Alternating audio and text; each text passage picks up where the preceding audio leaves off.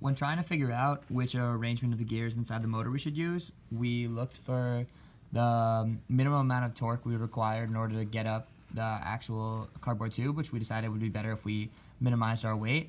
And then we looked for the maximum amount of RPMs, because the faster the wheels were spinning and the larger the wheels were, the faster it would climb all the way up the tube.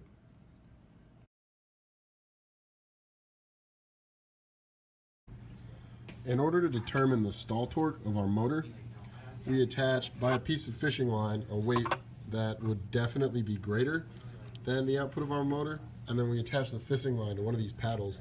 So essentially, because we know this radius here, you can find, based on when this pulls upwards, the rope is eventually taut, and there will be a difference on the scale between, well, we'll zero it to this weight, and there will be a difference between zero. The scale will read negative, because this torque up from the engine is removing some of the force from that weight down on the plate. And from that difference, you can multiply the subtraction weight times the radius of the arm to find out what stall torque the engine runs at. So you can see here there's electrical tape wrapped around the red wire on our motor. And basically that break in the red wire was so that we could determine the amperage running through our motor. So essentially what we did is we broke this wire and attached the ends to a multimeter, and from the multimeter we could actually read what amperage was running across the motor at the stall torque, and also while there was no load on the engine whatsoever. So based upon our test results, I was able to create a set of MATLAB functions based on that would give us our torque essentially, which we knew the stall torque as a maximum, and then that the minimum torque was 0. And from there, we can, based on a couple of equations involving DC motors, find the current through the motor, the speed, and the power being put out by the motor. And using a little bit of MATLAB, we were able to then plot them and find where essentially the current of the motor and the motor speed is optimal to put out the most power of the motor. And that's around 1 ounce-inch of torque, 600 RPMs, and 1.5 amps drawn by the engine. Using these formulas, I also found the specific numbers, which are in our deliverable.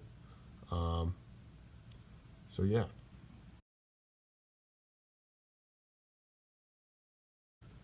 So essentially, because we knew the optimal power output of our dragster, we were then capable of determining the minimum wheel radius that we would need to have the dragster not slip.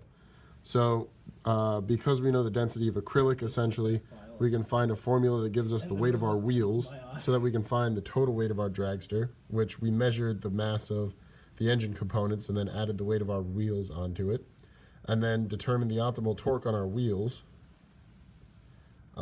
which are basically a function of the normal force and friction, or they're a function of friction, which is proportional to the normal force.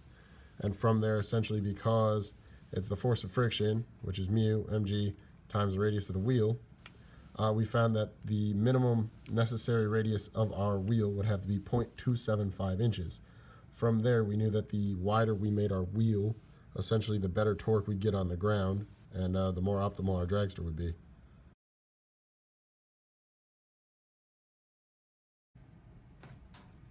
Originally, our car was designed to stand like this, and the reason we added the hanger at the front was in order to get a faster time, because the time was based on when the front of the car passed the finish line, and this made the car pass the finish line a little faster. Also, we glued rubber bands to the wheels in order to give it better friction with the cardboard surface.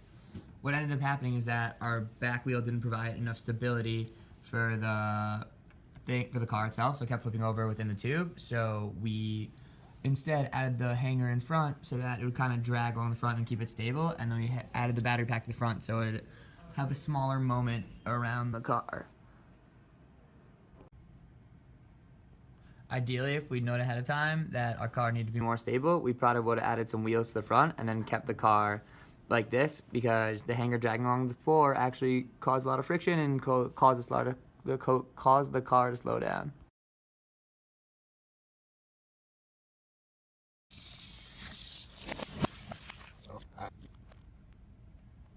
3, 2, 1. Yep, wrong way. Whoa! No! We gotta flip it over. Because you wanted.